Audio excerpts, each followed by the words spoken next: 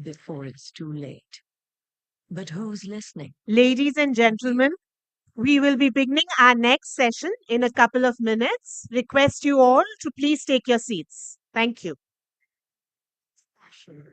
Our world class operating standards, our partnerships, and our investments to double our business in the next 4 years. But energy alone won't be enough. That's why we're turning energy into action. Action that ushers a new age of growth for India. Action that lights up a billion trees. Action that uplifts our communities. Action that sparks a movement of sustainable change. Action that saves the planet. Who are we? Agni, Prithvi, Ambu, Vayu. We are a Prava energy. Ladies and gentlemen, Energy. our speakers for the next session on future of policy making and reforms are here and will join us on the dais. Request you all to please join me in welcoming them.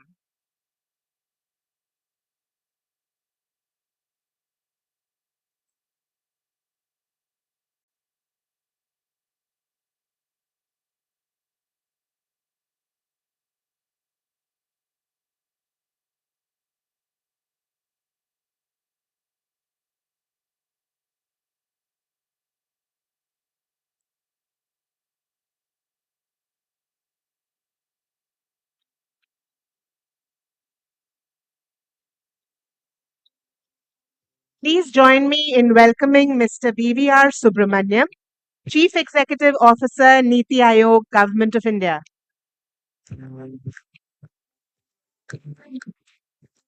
May I now request Mr. R. Dinesh, President CII, to please initiate the session.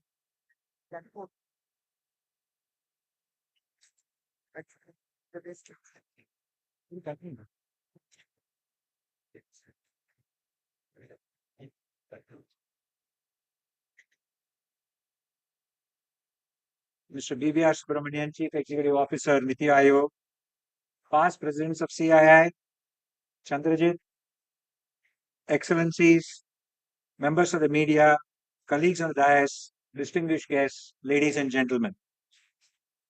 I welcome you all to the session on the future of policy making and reforms, for which we are very happy that we have Mr. BVR Subramanian, the CEO of Niti Aayog, to be here with us. Actually, who better than him to deliberate on today's topic, as Niti, in my view, stands for National Institution for Transforming India. Mr. Subramanian has a rich experience, having held senior positions in multiple governments, state and the center. And we at CII have actually had the privilege of working with him extensively, not only in his present role, but in his earlier tenures, including as a Secretary of Ministry of Commerce, where we used to work very closely with you, sir. We have been always impressed with your clarity of thought, emphasis on consensus building, making sure we engage with all the stakeholders, and most importantly, your single minded dedication and visionary approach towards making India a developed country. The government of India has rolled out very many reforms, as all of us know, and these form the edifice for a new India, which will drive not just India's growth, but also the growth of the world, as we heard earlier in the finance minister's speech.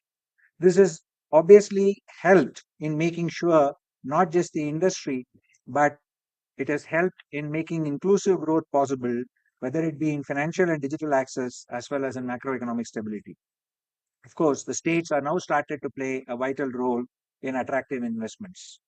I just like to leave behind a few thoughts which I think we will be obviously hearing from Mr. Subramanian and which we will take forward.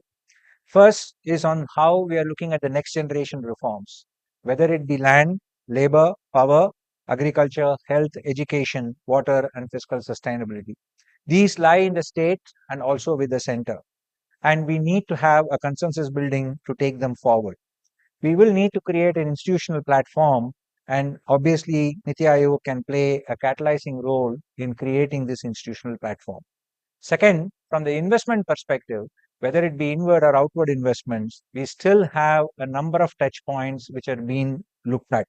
And as we engage more and more with the global world, we see an opportunity or we see a discussion being looked at as to whether we should have an independent ministry which looks at investment both inward and outward and becomes a single point of contact for facilitating and making this happen. Third, as we continue to prioritize interventions on the ease of doing business, how do we further rationalize and simplify the compliances and approvals? Because industry today is not interested just in SOPs and subsidies, but is interested in making sure we have further reduction in compliance burden. On the cost of doing business, it is imperative to focus on continuing the infrastructure spend. To facilitate private investment, it is necessary to make the Gati Shakti data available, which I think is a unique know-how of India, if I can say that, to available for investors, users, and all those who are involved in making this investment happen. Finally, it is also required from the sustainability angle to take a comprehensive view of mobility, whether it be personal, shared, people mobility, and for goods and services, including the first and last mile connectivity, which again will have an impact in the state policies across the board. We need to get the right approach on technologies, funding for the same, the transition, and most importantly, supporting the MSMEs who are a key element in the supply chain as they transition is something we will have to look at. Of course, these are just some of the issues which we will look at as we look at the future of India. And I'm sure you will share with us your views on how we should look at the future, sir. So thank you for joining us and look forward to hearing your views.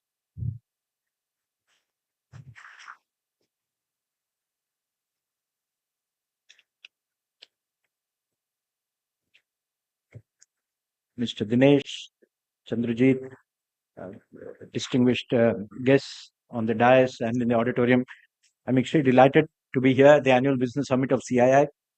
It's a pleasure and an honor to address this gathering. I think it's an interesting topic, future of policy making and reforms. But before I begin, I'd like to make a statement.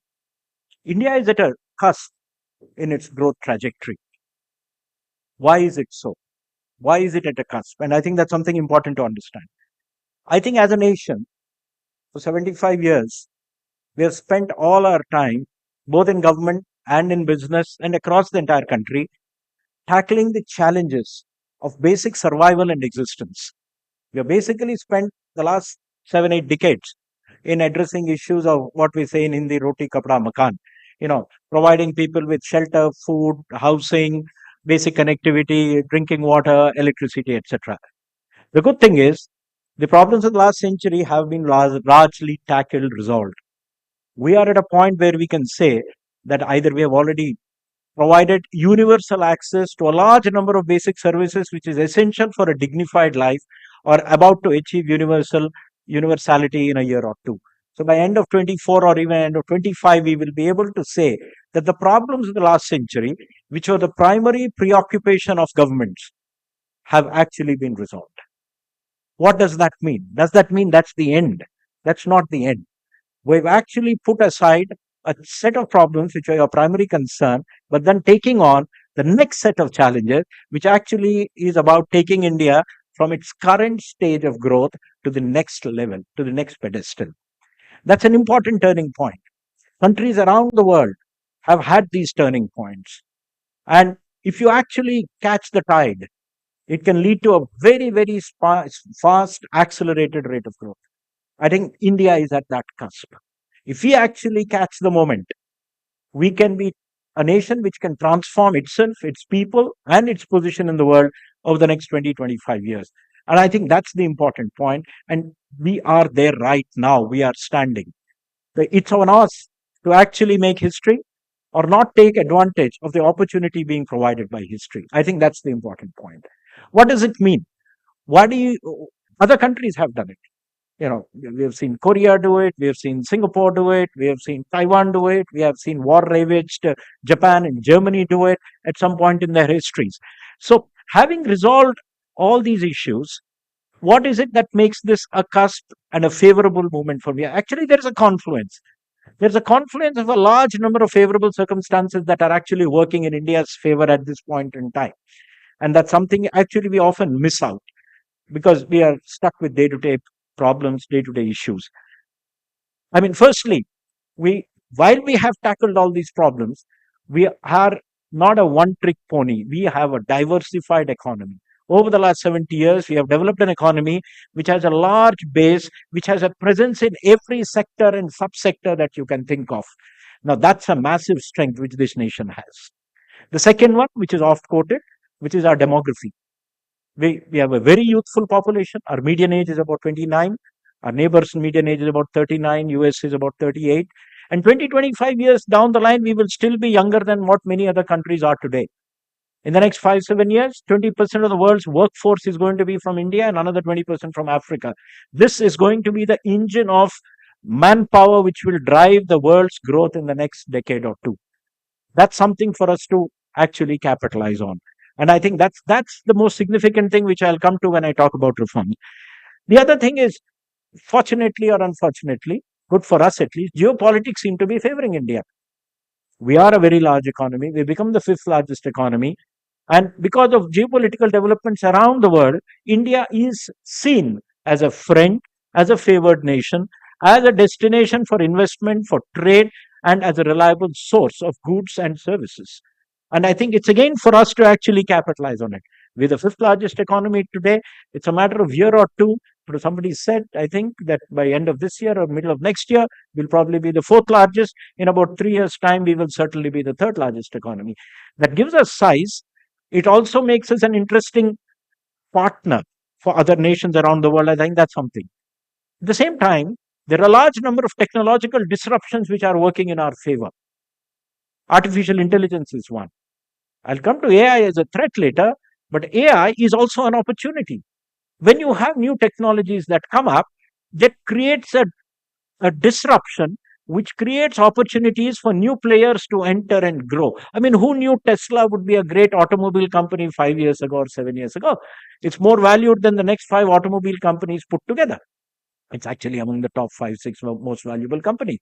So these are technological disruptions, and I think AI is such a technological disruption which puts everybody on the same scale. And because it is driven by human skill and human intelligence, and India is not short of that, we have an opportunity to capitalize on that to actually grow faster. Similarly, climate change.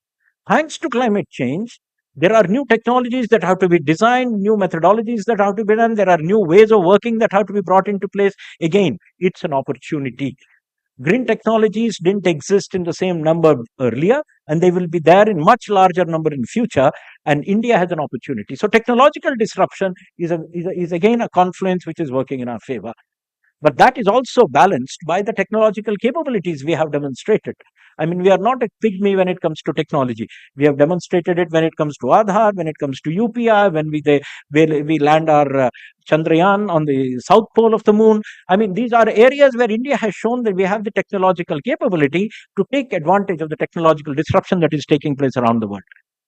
There's two large points. The other is India has been a great success story. One of the rare large nations which has sought its future in development to move from a developing country to developed nation in the framework of an open society and a democratic society. So India's success is a role model for the entire global south. So if we make a success of the next 10, 20 years, there are many other countries in the world, particularly in the global south, which will look up to India as a model. There are other countries whose models are not so desirable compared to the model which India has. So I think India's development model is also of great interest, and I think that's something we need to keep in mind. And last but not the least, the biggest advantage which is working in India's favor is that as incomes rise, as our population has risen, we have a large domestic market. Sometimes it's a matter of worry. We get intoxicated by the size of our domestic market. That also leads to cries of protectionism, and our domestic market is good enough for us. Domestic markets are only for us. I'll come to that later. But the fact is, domestic market enables our own firms to take advantage of, build up scale and size so that then become global competitors. So there's a whole host of things working in India's favor. So A, we have solved the problems of the last century. B, we have a huge potential going forward because of the large number of factors working in our favor. And last but not the least, we have demonstrated that we can do things at speed, at scale, with innovation. So actually, this is a very, very favorable setting. I'm not saying things are not there without challenges. There are challenges. Some of the advantages can also be a challenge. If you don't handle AI correctly, we could land into other kinds of problems there, where people are concerned about loss of jobs, loss of certain business models which have thrived on actually providing services from India. I think AI is a problem. Climate change can be a threat. It can be a threat to our agriculture. It can be a threat to industry if we don't adapt and migrate to new ways of working. There are problems. The world economy, the geopolitics, which can be in our favor, can turn adverse in terms of the world economy actually tanking if something unfortunate happens. These are the challenges that are here. But domestically, there are two big challenges. One is demography. The same thing that can be the strength of India can also become the weakness of India if we do not utilize the population to our advantage. And what is it? We all understand. We need a population which is skilled, which is capable of actually doing productive work, which can then lead to gainful employment and incomes. And I think so. The demographic dividend should be actually exploited, and otherwise it can become a challenge. And the second thing is regional imbalances within the country. I think we need to ensure that different regions of the country actually grow at similar pace so that, as I see, the country is headed for multiple transformations. Multiple transformations in terms of industry, multiple transformations in terms of demography.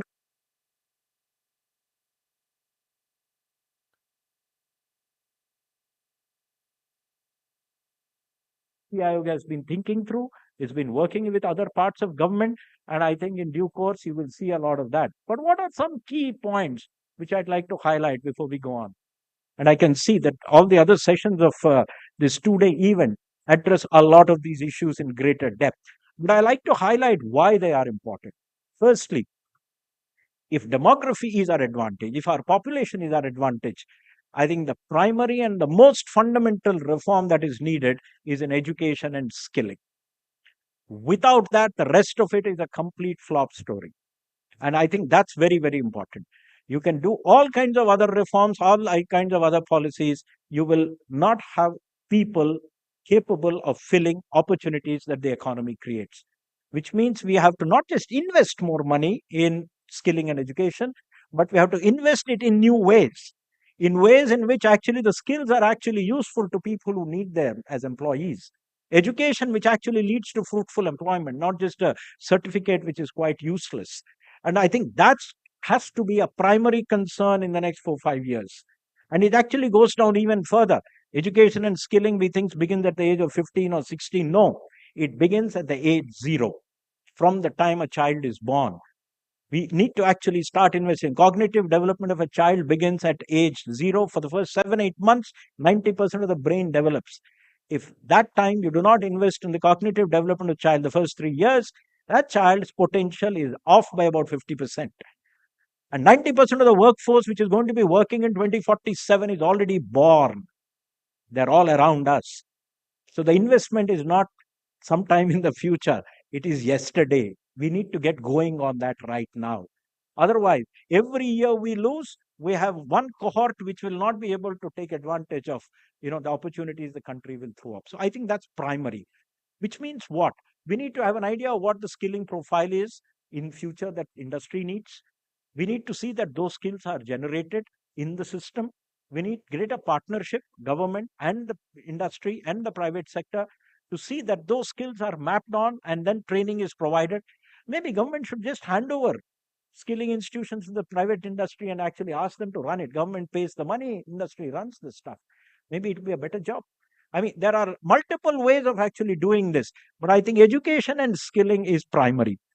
The second area, which actually we often ignore, is women. And I'm saying that up front. I mean, we all talk about big reform. Women are 50% of the population. And we have a labor force participation rate which is not comparable, forget to the best, but not even the average in the world. I mean, with a labor force participation rate of women in the range of 30-odd%, we are not going to go much, which basically means those hands and feet are not contributing to the economic growth of the country. I mean, I'm not even talking of outliers. So I think there is a fundamental need to improve women's labor force participation rate. And what does that mean? That means educating women, skilling women, providing a safe environment for women to actually go and work in factories and come back. providing workspaces which are actually good for women, which are convenient, provide creche and other facilities so that if they are mothers, they can actually take children across. This is fundamental. No economic transformation can happen without women entering the workforce in large numbers. It's like trying to run with one hand tied behind your back or both feet tied together. You won't run. So that's important, right? To think that men alone will raise this country is a myth. So I think raising women's labor force participation is very important. It will require a plethora of activities, a plethora of intervention. No single department of government can actually handle it. So I think Nari Shakti, if it has to realize its potential, has a lot to be done. And I think that's again fundamental. I mean, I see in the room, it's probably 80% men. That's a reflection of, what the way the workforce in the country is, and I think that's very important. The third area, which engages the largest population, which is agriculture. It's huge. Half the population works there, but it's a source of dynamism. I mean, a point which a lot of people miss is the agricultural cropped area in India is the largest in the world. It's more than the United States. We don't realize it. We are one third the size of the United States in land area, but the land under cultivation in India exceeds that in the US. And we have a favorable environment. We have a land and a weather pattern where you can actually grow 3 crops a year. So our agriculture is capable of feeding not India, but half the world. We need to do that transformation. And it's happening. A lot of it is happening. It's happening in a lot of crops, which are actually what are called not notified crops. So if you go to horticulture, you go to animal husbandry, there's a transformation happening in rural India. We need to accelerate that. And agriculture has to be focused on, pushed through so that it reaches the next level. That's the very important part of the economy because it sustains, in a way in India, it is the sink which absorbs a huge part of the population which is not in other sectors. So I think agriculture requires a whole range of interventions so that actually India becomes a global agricultural power. We can become the food basket of the world. There is no doubt about it. The question is, how do you take it there? And there are a whole set of things to be done. Coming to the next area, which is industry, and that's what a lot of you represent, industry and services. I think we have a good story to tell so far, but I think the story is incomplete. The story is incomplete in one way. India is not a part of global value chains in any significant way. 70% of what India trades around the world accounts for 30% of world trade. That means we don't sell the stuff which the rest of the world trades in. That means we need to get into global value chains. And to get into global value chains means a fundamental change in a lot of things. It means low tariffs. It means low procedures. It means no protectionism. Because if people want to be part of global value, if I have a phone in my pocket, this is probably, every part in this phone is probably gone through about 30 countries before this phone is made. I mean, this is not going to happen if you're going to have border issues in terms of tariffs, in terms of paperwork, etc. Things have to move smoothly, seamlessly across borders. And I think there has to be a concerted effort to make India part of global value chains. We are not a part of the global value chain in electronics. We are not a part of the global value chain in automobile. We are not a part of the global value chain in a whole host of other areas.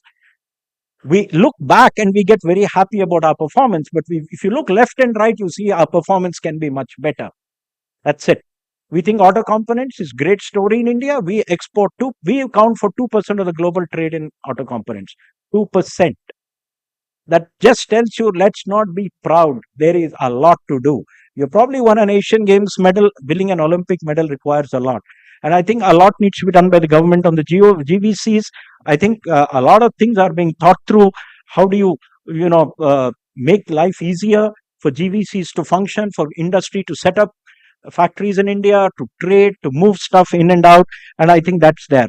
And I think scale also matters there. That brings to the third sector of the economy, which is services. I think we have an advantage in services largely because of our manpower, also because of our good education system at particularly the higher levels. And we are punching far above our weight in services globally. We count for much more globally in services than in goods. The question is, we don't look at services as a strength in India. It's a kind of a derived strength. We are very strong in education. We are very strong in healthcare. But do we see that India is actually a global player in education? Do we see ourselves, India, as being a global player in healthcare, in professional services, in consulting, in construction services? We don't see ourselves. How many Indian firms are among the world's top 10 chartered accountancy firms, top 10 law firms in the world from India? We're not there. I mean, we barely have one insurance company in the top 50 in the world.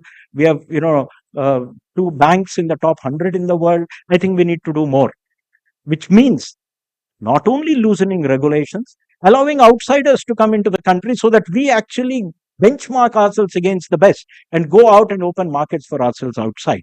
That brings us to a related area, which is trade, because industry and services will grow and they will live up to their potential only if we trade more. Let wind come from all sides through multiple doors, multiple windows. The breeze will blow outwards also. And I think that is important.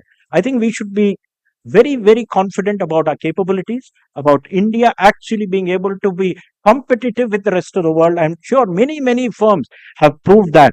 And services is going to be another area. And in trade, I think we should go for very low tariffs. India should sign many more free trade agreements. We should not try to protect anybody. Sectors which have protected themselves end up getting more ambassador cars. So it's very, very clear. We can actually be on par with the best in the world. That brings me to two last points. One is infrastructure. I think government has done a lot in infrastructure in the last couple of years. The last 10 years, the capex has gone up from something like 1.5% of GDP to 3.5% at the central government level, another 2-3% at the state level. But I think much more needs to be done in terms of getting private capital into infrastructure. I think barring a little bit in InvITs and REITs, etc., and ports and airports, I think private investment in infrastructure is not there. So we need to come up with new models. We need to come up with new arrangements in which private capital is infused into investing in infrastructure. That will also require a lot of improvements in contract management and dispute resolution and fast tracking our legal processes. I think anybody who has a running into a situation where they feel that legal redress will take 3 to 5 years, that is a cost. And that automatically is a disincentive. So I think we need to do a lot. One area which we forget is cities. We think cities grow organically. And I think that's something NITI has been working on. Cities should have their own economic plans. Cities are not to be driven by architects with master plans. They actually constrain. The master plans of architects should feed into an economic plan which has a future, a vision for the city.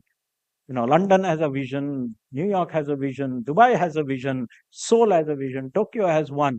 I mean, do Indian cities, can we walk into a city in Bombay or Bangalore or Calcutta and say, what is the vision for Mumbai? There is none. And I think till we plan that, and that's a priority, and I think that's what NITI is also working on.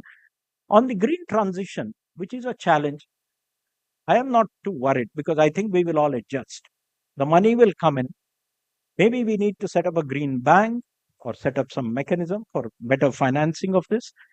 And on the services side, on the financial sector, one of the reforms which we need to actually think of carefully is a country of our size. If you are actually aiming to be a $10 trillion economy, say doubling our economy by 2030 to 7 or 8 trillion, our credit needs are actually going to double. Do we have a banking or a financial system which is capable of actually feeding that kind of money into our industry, which will require a lot of action? If I see the number, we are talking of a couple of $1 trillion more of money from our banking system. So I think that needs to be thought of also to promote fintech, where India has actually revealed its competitive advantage. We need to have a different approach to regulation, where we need to actually create sandboxes within which innovation can actually grow, and then we become global champions. This is one area we can dominate globally. And last but not the least, it's about government and bureaucracy. I think there is a lot of reform of government needed. I think everything we do was designed for the last 70 years. Is that going to be adequate for the next 75 years? I think that's a question that we all need to look at. I think there is a need to change the way we function, our efficiencies, our structures, our processes. All of that need a change. We are no longer a developed country. We are a lower middle income country, heading to be an upper middle income country with aspirations to become a developed country. would our systems, processes, and structures in government today, which were designed for a different level of development, suffice for a higher level? No. Then the question is what we need to change. Now, how to change is, I think, what we're all working on. And I think there are plans, there are approaches which are being worked out, which will be rolled out in due course. Thank you very much for giving me this opportunity.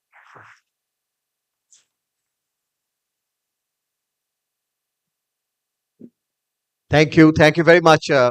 Subramaniam, for that laying out what's the road, the possible road that lies ahead for us, the opportunities. We have a strong panel for their questions and comments to you, Mr. Subramaniam, and we would really look forward to your take on some of the thoughts which are really questions which are coming up onto the panel from the speech that you just made. One of the things, if I may, to kick off, you touched upon AI, and this is a huge area, as you said, of opportunity, as well as it is creating a lot of buzz or a lot of discussions or a lot of interpretations, and it's an area where how do you look at going forward? You involve just not the businesses from which benefits from it or transform from it, but there is a lot that there is an issue which uh, engulfs even the civil society, the people, and there is and engaging with them on this. Second, how can India give leadership on this to the rest of the world through a very very vital area which is today emerging as one of the top priorities in the agenda? Thank you. I think you have a full session on AI. I think either sometime during the day today. We've got the electronic secretary and others. But let me briefly say, I mean, AI is the buzzword, but that's true of every new thing that happens. You'll always have something called flavor of the day. But the bigger issue is AI is going to disrupt in a very narrow way our existing IT sector in terms of it's the job content, the way things are done, and the business models that exist. But simultaneously, I must say, haven't business models changed? Y2K was a certain opportunity that actually enabled our sectors to grow. Similarly, I think AI would lead to a retooling or a reskilling of the people who are working there. Certain jobs will vanish, but new jobs will come up. And I think as long as we train our people adequately in the skills that are needed for AI, I think there is enough opportunity. I don't think there's going to be a loss of employment, etc. The other part of it, AI in terms of its impact in rest of the system, be it industry, be it society. I think what's important, and in government, India can be a leader in actually developing use cases of AI. I think that's what is missing. When I see AI in government, I see a lot of buzz happening. I don't see use cases. I think AI India can provide leadership by actually focusing on its application in multiple areas and then actually pushing the frontier and creating new approaches to doing things. And that way, both our industry as well as our services sector can actually lead the world in applying AI in real life. Also, applying AI in government. One of the big things which I see AI doing is language was always a barrier. I mean, there was an English speaking part of India and a non English vernacular part of India. And if AI can be used as a good translation tool, you probably language is no longer going to be an issue in conversation. Forget it. Typing skills and was probably very important. Once AI is there, even that becomes so AI actually removes a lot of barriers. Also, we'll have to see how things pan out. We have seen the latest Apple ad about iPad crushing a piano and all that. There are worries in creative industries about what AI is going to do. But actually, what AI does is it democratizes. It makes people with average talent to actually be far more talented than what they are. So let's see. I mean, where you had people 2000 years ago, the strong were the people who were actually in the army or the military. Okay, once you have technology, the guy who runs a tank need not to be physically strong. He has to be smart. The guy who's in an airplane or a fighter pilot doesn't need the same skills who, like the fellow who fought in the Greek army, who had to be physically strong and be on the march for, say, 300 days out of 365. So I think AI democratizes a lot of things. equalizes a lot of things and opens a potential of a large number of people. So I think let's see how it plays out. Right. You have so many dimensions in your speech, and I'm sure each one of the panel will pick up one area of their interest to uh, probably further and deepen the discussion. And I'll start with Sanjeev Puri, the incoming president of CII, for his comment or a question or two. Yeah. First of all, thank you, Mr. Subramaniam, for a very, very comprehensive speech. I think it touched upon all the sectors in a very insightful fashion. And given the breadth of what you have spoken about, CB said one, but I'm tempted to ask you two questions.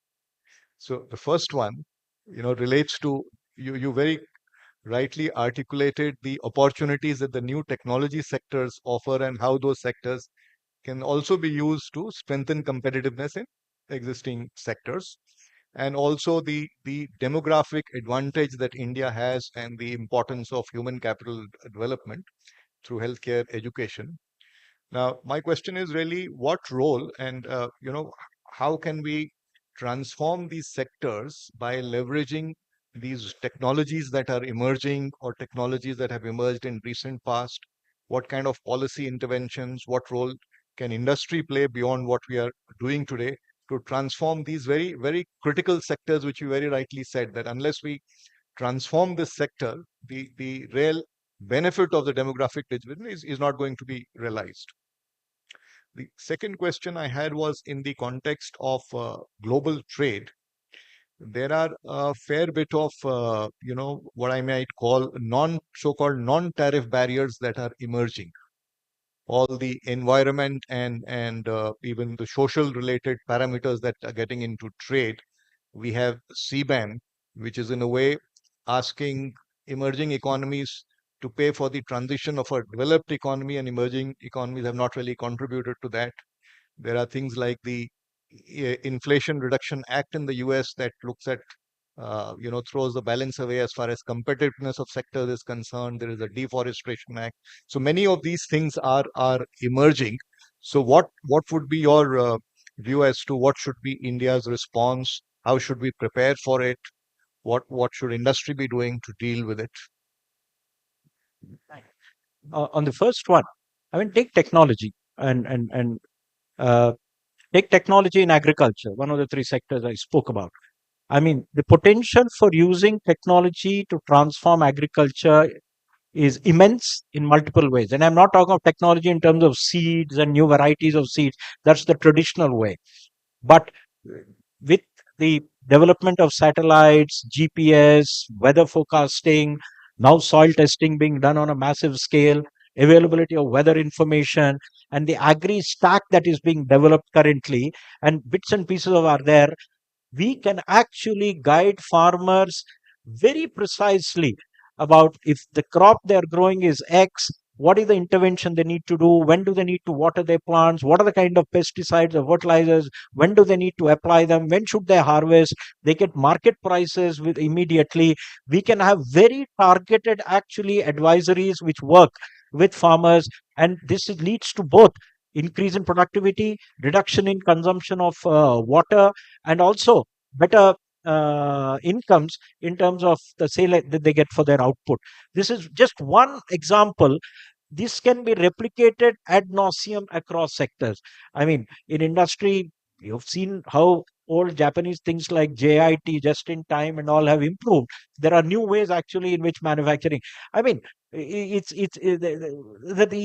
limits are impossible to imagine in terms of what technology can do. Take services, for example. Uh, uh, Today, actually, in a manufactured product, the cost of services inside it can be anywhere between 20 to 60%. It's all there. Actually, I mean, when you're borrowing money to manufacture a good, there is a banking cost and a banking service involved in it, and that's your cost which is there. So there's a whole amount. Logistics costs are inbuilt into a product cost. In services, technology can actually transform phenomenally. What is the reason for the growth of our GCCs? I will actually attribute it to, apart from our population and the strength of our education, it's technology. Instead of designing, General Motors and Ford have stopped manufacturing in India, but they have not stopped designing in India. They run GCCs in India where they're designing cars which are made elsewhere.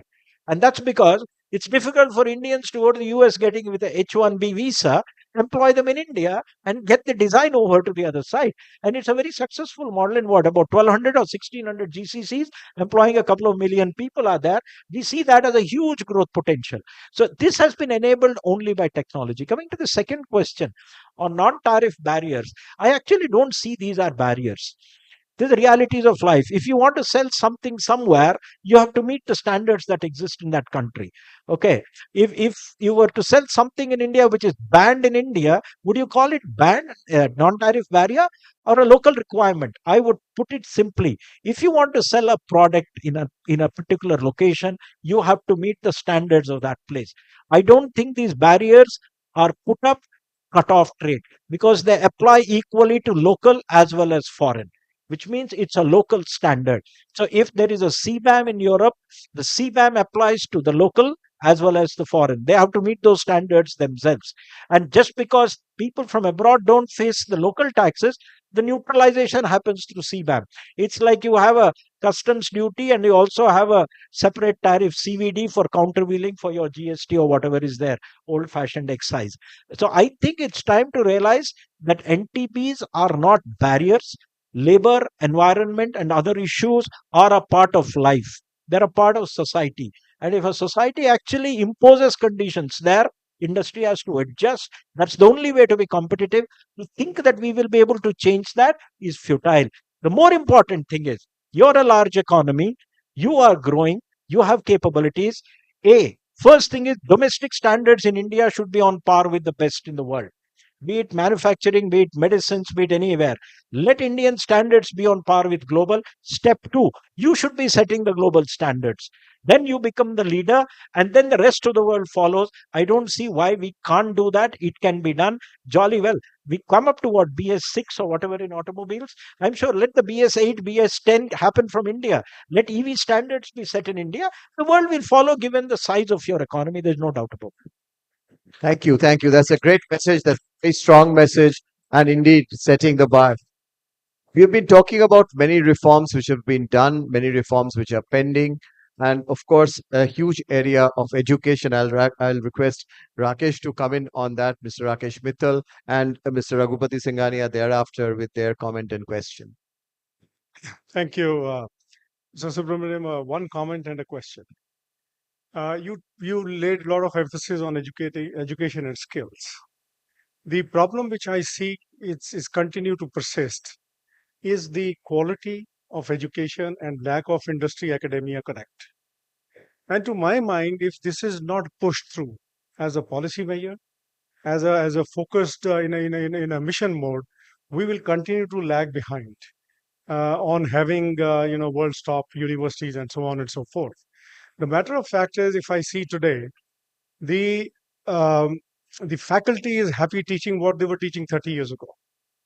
Now, every 5 years we see technology disruption, and I believe during our lifetime, every 2-3 years we will see the earth moving, ground moving, under our feet, and therefore the academia need to really seriously connect with the industry, which they do only twice a year, summer internships and placement.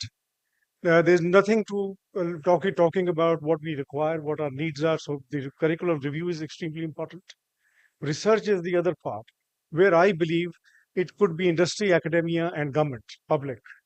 And this is where I want to leave a thought with you. Niti Aayog should sort of steer this.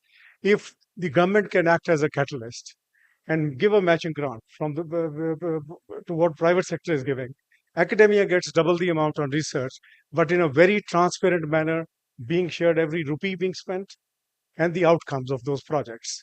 And to strengthen that, the industry must send their senior leadership into the academic institutions to be part of the research team. So that was just a thought I wanted to leave with you.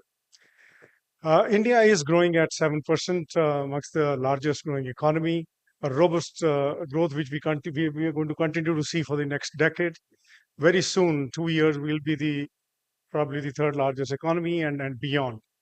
And clearly, Prime Minister Modi's vision of 2047, a Viksit Bharat. The question I have is, what should be the 3 crucial reforms which the government of India must undertake And that needs to be taken in a manner where probably we need to unshackle those sectors where we are talking of those policy reforms. Raghupati I mean, just so that we have relates to the question that Rakesh just asked, and if you would also continue, and then the CEO could answer from both the perspectives. If I may switch slightly to a different subject, which is manufacturing and industrialization of the country. One, I have a suggestion, and second, a question. I have a suggestion that ultimately you talk about rightly demographic dividend, and this can become a difficult situation if we do not provide mass jobs, mass employment. One of the thoughts comes to my mind is that if we look at our neighbors, Bangladesh, they have captured the world in textile garment manufacturing, in leather, footwear, etc. And one of the reasons is that the cost of manpower is very low. I believe even in Bangladesh, they have a system of minimum wages and so on. But they have taken a policy decision that this being promoted as a global industry, they have overlooked the minimum wage part here and they've set different minimum wage. Here we are confronted with a situation. One side we want to create mass employment, yet with minimum wage we cannot become competitive. So it's for consideration that we should take a bigger picture, whether creating employment is more critical or providing minimum wage to few is more critical.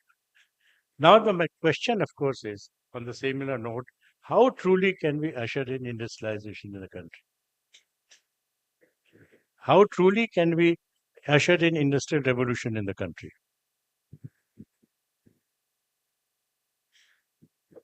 So let me comment on the thought which you had, which about education and R&D. It's not a complaint against the past, but the way we have evolved. We have actually created three parallel systems in the country. We have created an R&D structure in the country, which has nothing to do with education.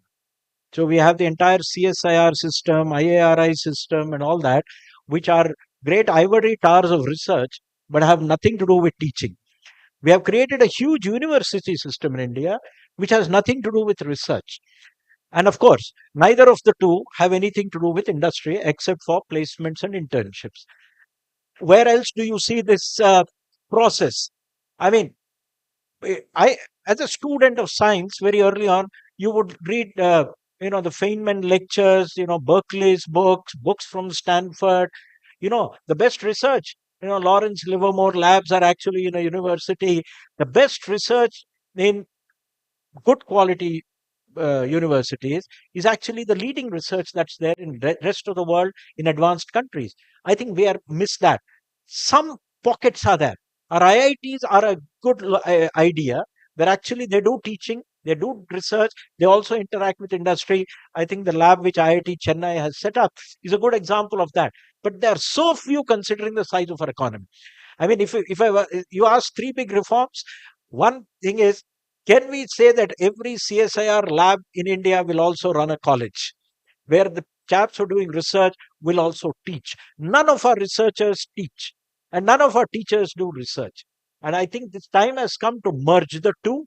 And the way forward is, I mean, you have this research triangle in Carolina, North Carolina. You have the Chapel Hill and the other thing. You have got Duke there, and you got universities, you got research facilities, you got industry present there. You've seen that in and around Cambridge and Boston. You've seen that in on the west coast of the US. So I think we need to create that system where universities, R&D, and industry are co-located. You also have setups that helps whom most. It doesn't help the big industry as much as it helps the MSMEs. The people who suffer from the lack of all this is the small industry, because they can do neither R&D nor can they do the education and skilling. What happens is, if your big companies, either in services, your TCS or Infosys or Wipro, or in manufacturing, or anywhere else, you can hire people in thousands and train.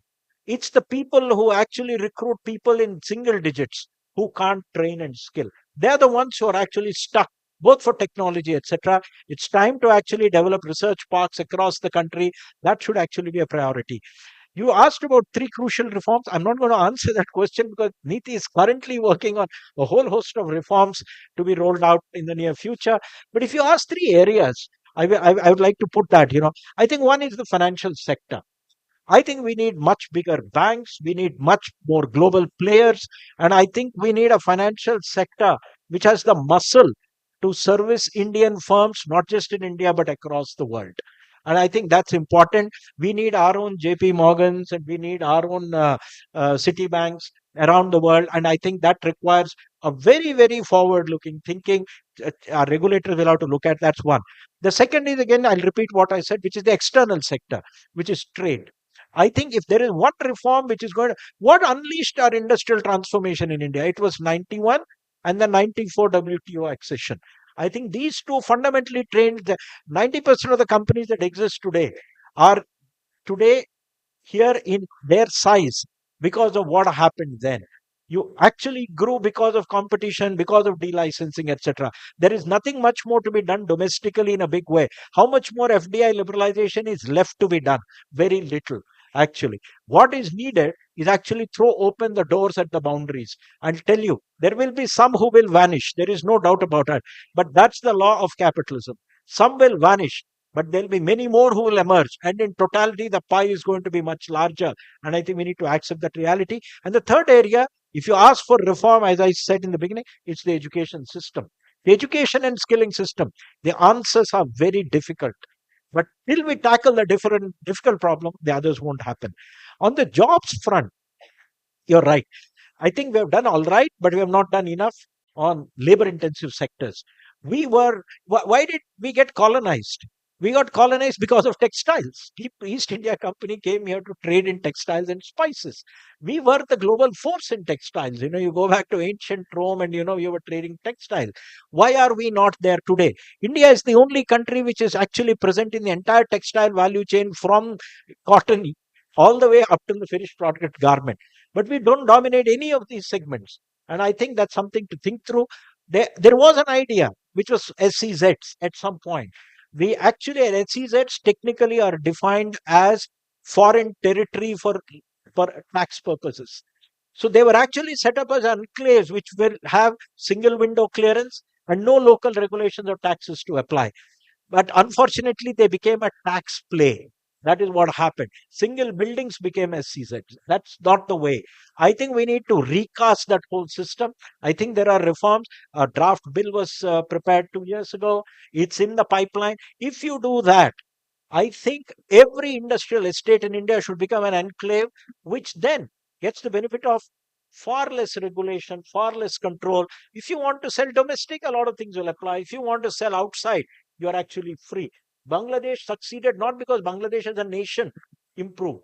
They created enclaves. And the enclaves were free from a lot of rules and regulation. I think that's what is needed. And that is needed particularly for not only textiles or leather, but also for all labor intensive sector. We need to create huge things. Otherwise, our half-hearted efforts won't lead to full results. So, as we come towards almost the close of the session, and I will turn to Dinesh for his last question and remark. Sir, you have, I mean, this is a very favorite subject of all of us in this room, the reforms, and you also touched upon tourism, you touched upon exports, the factor of the reforms like land, labor, power. How are we going to involve the states as we go along in the reforms? Because at the central level, we see so much that has happened. But the next story of India, we believe, really lies in the states of India. So, how do we take on what you just said and on these very big areas where we can see major participation and reforms at the state level as it goes along? With that, I'll turn over to Dinesh. So I think let me add the same format of a thought and then a question. So the thought I think I briefly mentioned in my speech. I think the question is how do we make sure that the investment in infrastructure continues to grow and grow significantly. To make that happen, one thought obviously is the Gati Shakti program is a nice digital tool. How do we really make it accessible, visible for not just the investors, but also all of those who are associated to benefit from? That's a thought which I'll leave with you. The question I had was on you did briefly mention about the sustainability and how we are going to move forward. So in that, I think mobility is, in my view, unnecessarily getting vilified in terms of looking at as, maybe a laggard in terms of the moving forward. There, as we know, there are going to be multiple technologies, multiple routes to get to the goal which we are all looking for. So how do you see, as Niti, and if I can say so, the future of India in planning this right across, cutting from personal mobility to shared mobility, and most importantly, the goods and services mobility, which I think is a big requirement for our competitiveness? Yeah, let me first answer. I think if you look at reforms, 90% of the boxes which have been done at the national level have been ticked. There's actually very little left to be done. I think bulk of the action is now actually at state level. And if you see regional variations between states today, it's largely because states are different and the way they are doing things are different. So if you go to state A and state B and see a huge difference industrially, it's largely because the way they are actually doing their set of things they need to do is quite different. And I think that's where Niti plays a fundamental role.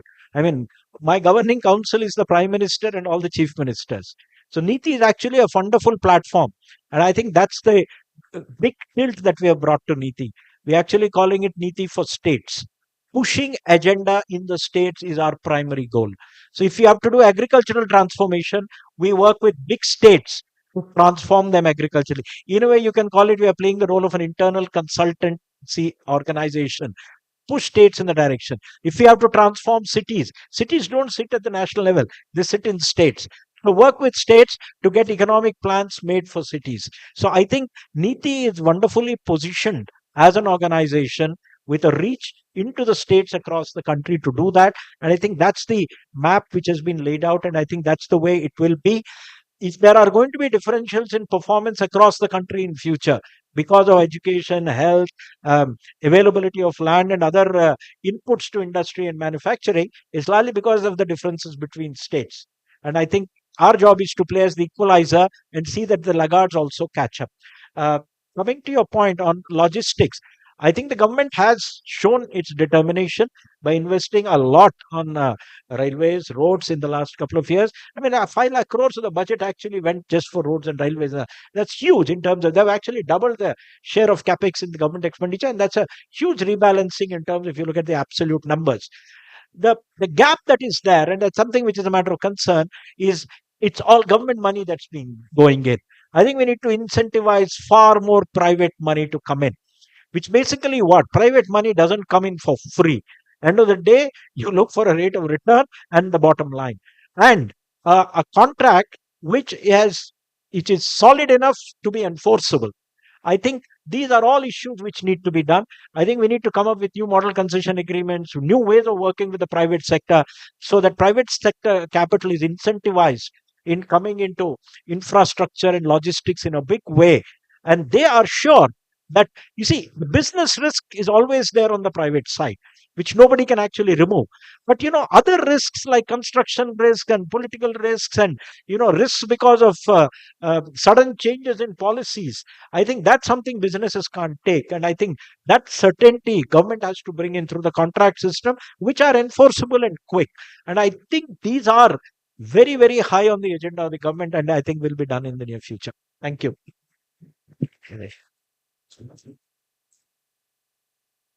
Thank you. I think India is at an inflection point for sure. And I think we know that we have an opportunity to scale to really new heights. I think today you've given us a lot of thoughts and obviously a lot of inputs, which I think we are grateful for. We will continue to make sure that we prioritize some of those which you have mentioned here. I would like to thank you personally for being here with us. And I assure that CII will continue to work with you and Niti to take this agenda forward. Thank you very much. And thank you everyone for being here today. Thank you. Thank you. I'd now like to request Mr. R. Dinesh to please hand over a token of appreciation to Mr. BVR Subramaniam.